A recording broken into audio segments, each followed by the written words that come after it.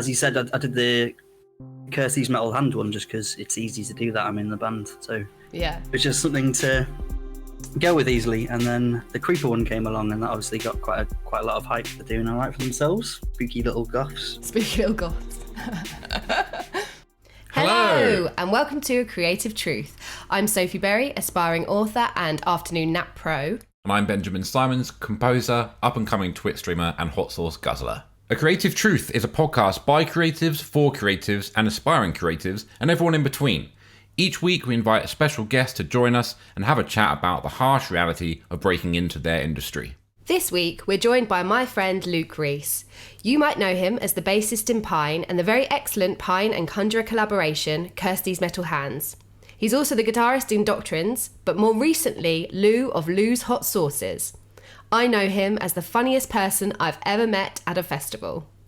We've become particularly fond of Lou's sauces in this house, so let's roll the intro music and find out what the bloody hell's possessed Luke to delve into the hot sauce market while he balances life in and outside his bands.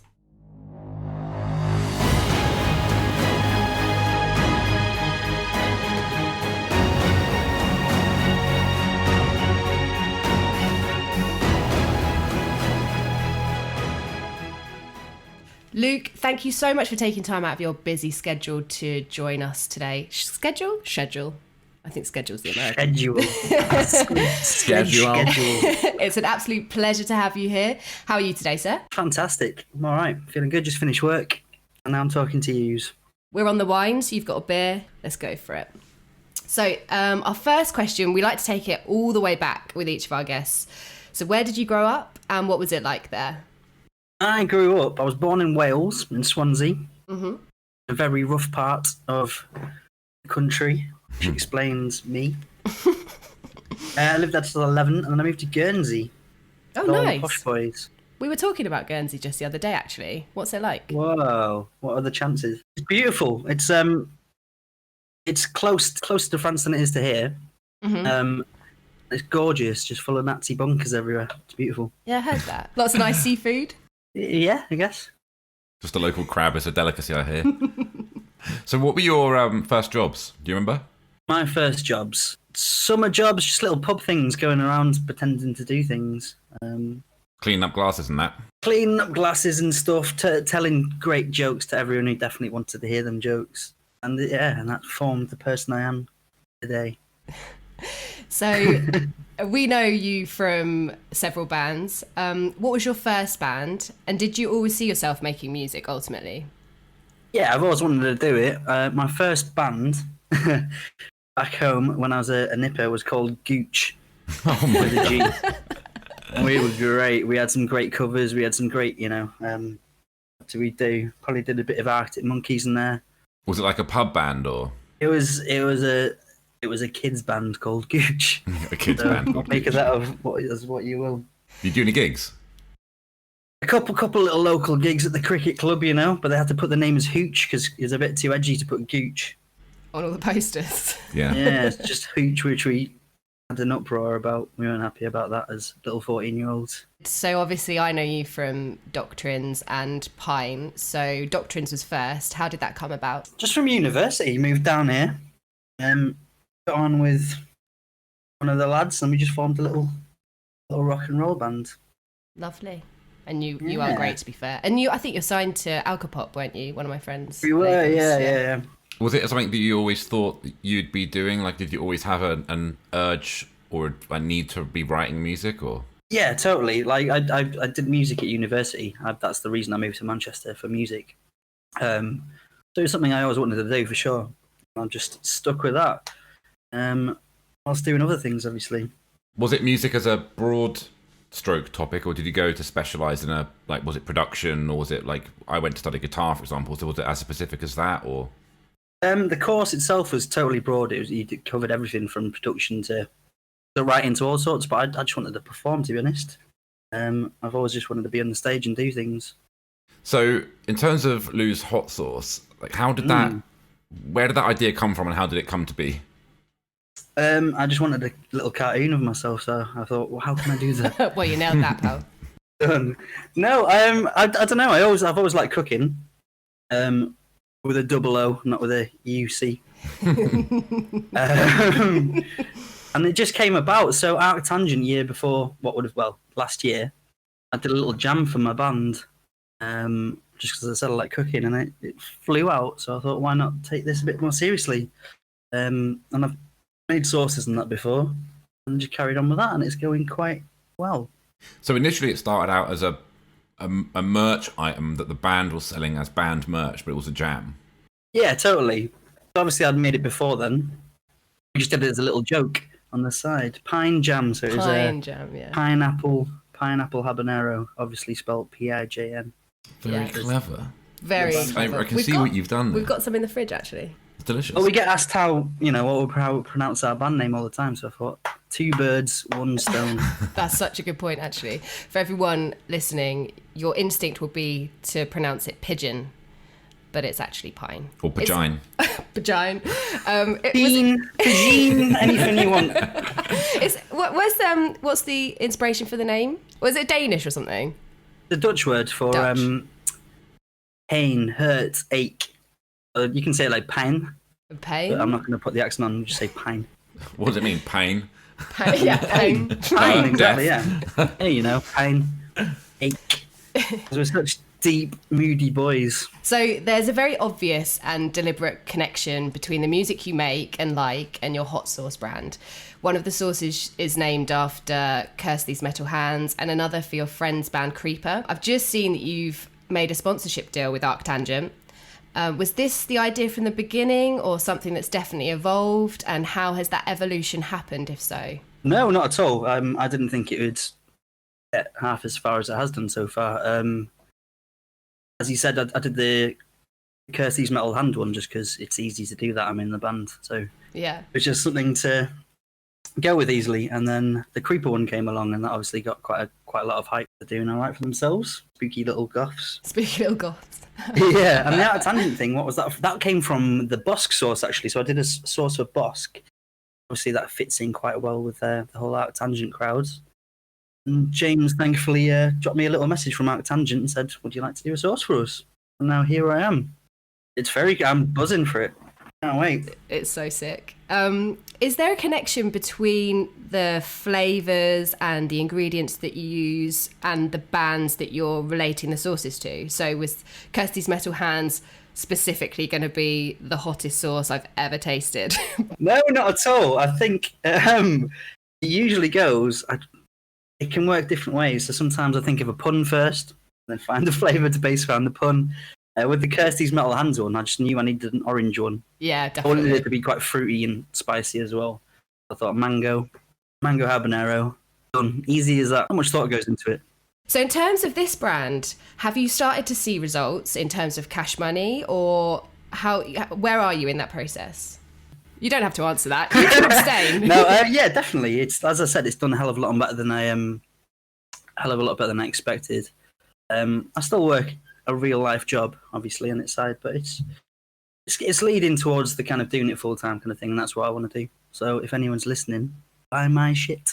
Yeah, we've spoken about that before, actually, about like you may have this creative endeavor that you love and want to pursue, but it's not always viable to just pack in your day job as soon as you've had the idea and go full tilt at something when you've got no idea if it's even going to work. So to try and pack as much time into doing it in your spare time, but also, maintaining a job until it's sensible to actually go full time or something. Yeah, totally. I was lucky enough. Well, I say lucky enough because obviously it was a terrible situation with lockdown and stuff, but I was launching anyway, and it coincided when lockdown started.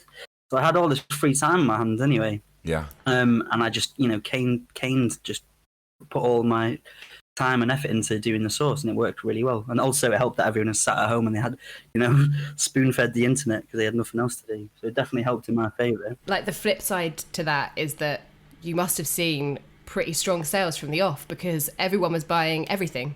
Like it was part of the stuff that comforted us, wasn't it? Yeah. It's a shame we didn't start a company called Lou's Toilet Rolls. I know, that's that's funny you should say that. Spicy toilet roll. Well, I did look into it, but let's see if lockdown 2 happens, and then you'll be ready. Lose Lou roll. So, What do you think have been some of the struggles and the difficulties with starting a brand in this climate? The only struggle really is obviously a lot of the chilies and the ingredients were imported from places, and during lockdown there were a lot of restrictions on travel and stuff, so a lot of the chili prices were up and stuff like that. Right. You can get some of the more exotic stuff, but apart from that, in plain sailing, I had plenty of time to do it and hone it. I think if I started it when I was constantly working my full-time job, I wouldn't have had enough time to see it through. And again, I did it as like a hobby. I didn't expect it to kick off half as much as it has, so it gave me the motivation to keep that going. So outside of obviously the pandemic and everything that's been going on, what was the plan in terms of how you were actually going to launch the business? Was there like I don't want to delve into like your marketing plans and things like that, but obviously it seems like it's worked out quite well for you. What would have been the plan had this not have happened? I think it would have been the same, or I would have continued to do it. I just, obviously now I make a hell of a lot more because I know the demand's there. But then I would have done it, carried on doing it more as a hobby, Yeah. I guess it would have been just exactly the same as I'm doing now, to be honest, yeah. I just wouldn't have had the as much time to have pushed it as much as I did. So I don't think anything would have been different with it, to be honest with you. As I said, I always like cooking in my spare time and stuff like that anyway. So what have your friends and like the people closest to you felt about you creating a brand like this? Have you had much feedback from them? Because for us, I mean, for me, it was like, okay, Luke's created a sauce brand. It felt really random, but obviously as time's gone on, I've kind of seen how much you enjoy cooking, and the sauces, I mean, from my perspective, are great. So what have the people closest to you fed back to you? The same thing, to be honest, yeah. It seemed very out of the blue for everyone, it seemed like, which it was out of the blue. It's not something I've ever spoke about doing before, never something I considered doing as a career path or a business. So it was a out of the blue thing, and my friends have been super supportive of it. And at the beginning, I didn't know if it was just your mates being supportive, and then I started seeing, sales from a bunch of randos all over the country and across the world. And it's like, wow, this is nuts. But yeah, my mates were all like, what the hell? Use this. Like, why are you doing this? But they've all been super supportive of it. Amazing. Especially Nicky, seeing a lot of my little promo videos and stuff. He's been amazing. Doing these silly little videos for me and stuff. He's the drummer in the band? He plays the drums in Pine. Yeah. He attempts to play the drums in Pine, yeah. Pigeon. Pigeon. So you've said that you love cooking. Aside from that, what is it about Lou's Hot Sauces that you love to be a part of?